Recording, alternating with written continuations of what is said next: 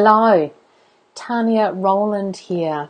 Back again today as part of the series that I've been covering on the rise of the side hustle. So for those of you that don't know who I am, I'm an online entrepreneur and digital marketing consultant. And I've got 15 plus years working for multinationals in sales and marketing. But my move away from my corporate job came about through starting my own side hustle. So before I talk about today's topic, which is part 3 in the series around how to choose your side hustle, I just wanted to also let you know about a free masterclass that I'm currently working on right now called Online Marketing Fundamentals. One of the reasons that I think holds people back from starting their side hustle is because they feel pretty much overwhelmed about where to start.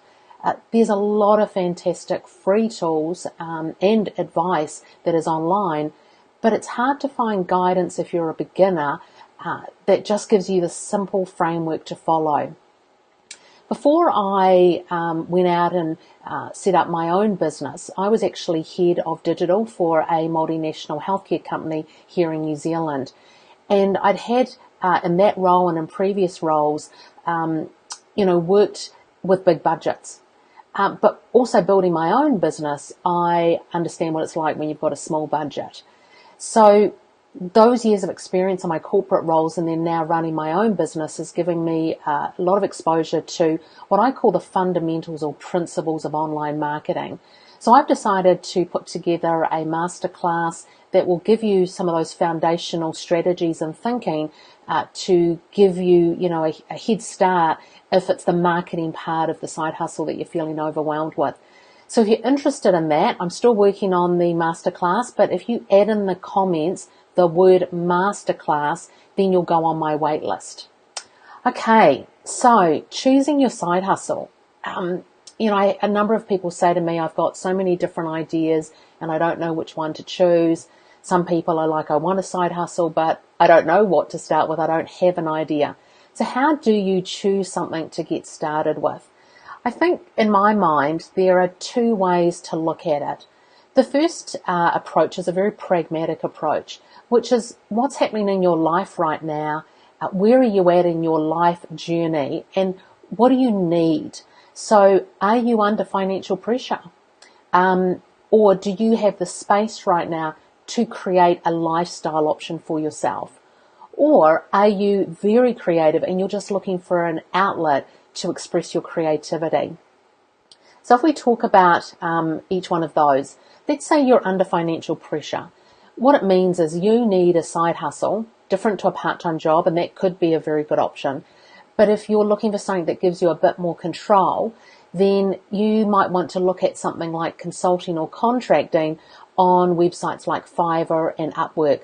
You might have a skill set that means that you can offer your services through those websites and very quickly bring in clients without having to do the traditional online marketing, that you can offer your services quite quickly.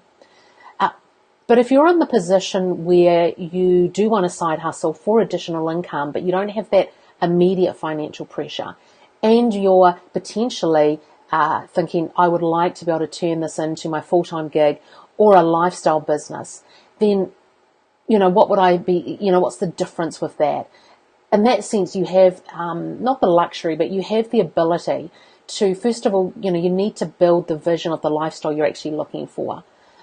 We don't want to just be working and forgetting why we're doing it, particularly when we're doing this alongside our day job.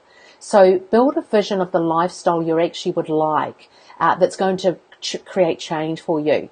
And then create a strategy. And this is where I find people don't spend enough time initially and don't appreciate the value of a strategy. And then break that into chunks. One of the first things you would do as part of that strategy is identify who your key customer is going to be.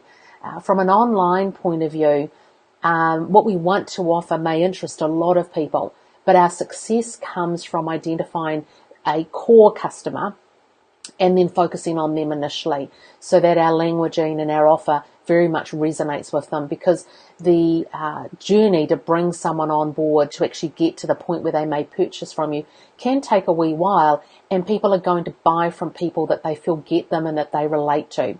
So identify your key customer and then start to test your ideas, because you probably will have to go through an iteration process. And then if you're looking for a creative outlet, if that's where you're at, then your approach is going to be more just to have fun. And that's really what you're looking to do.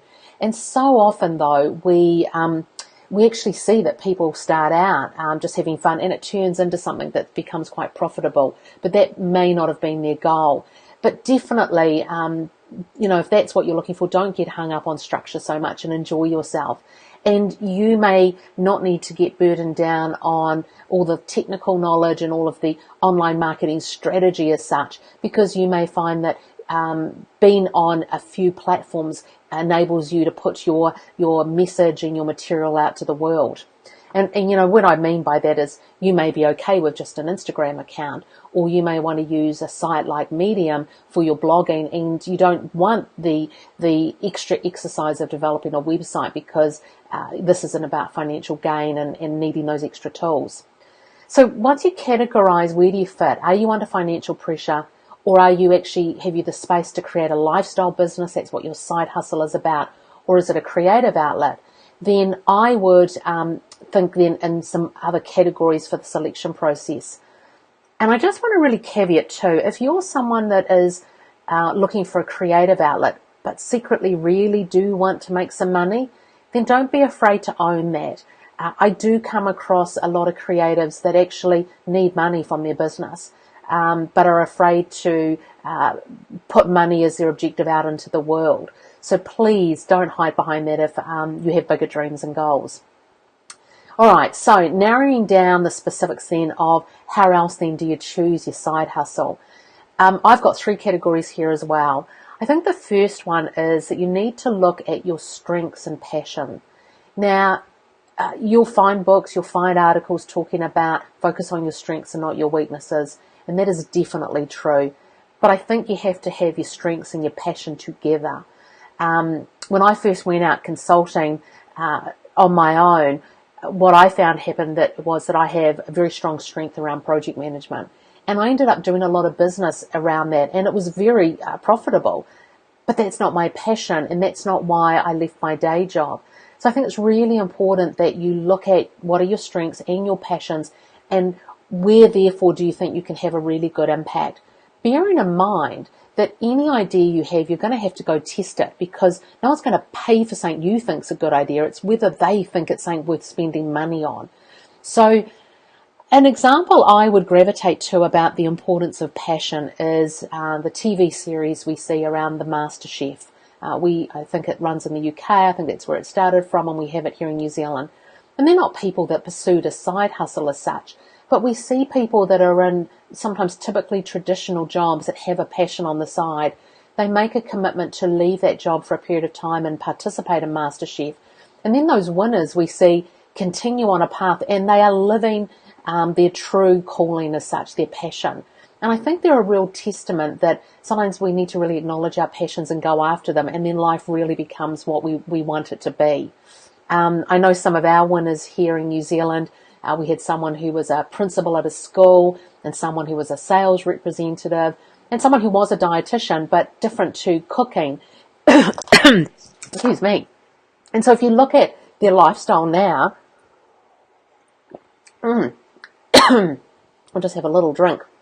If you look at not just their lifestyle, but the people they are, I think if you spoke to them, they'd say they don't regret going after something that was a passion that they might have been tempted to keep hidden and just keep cooking in their own kitchen at home.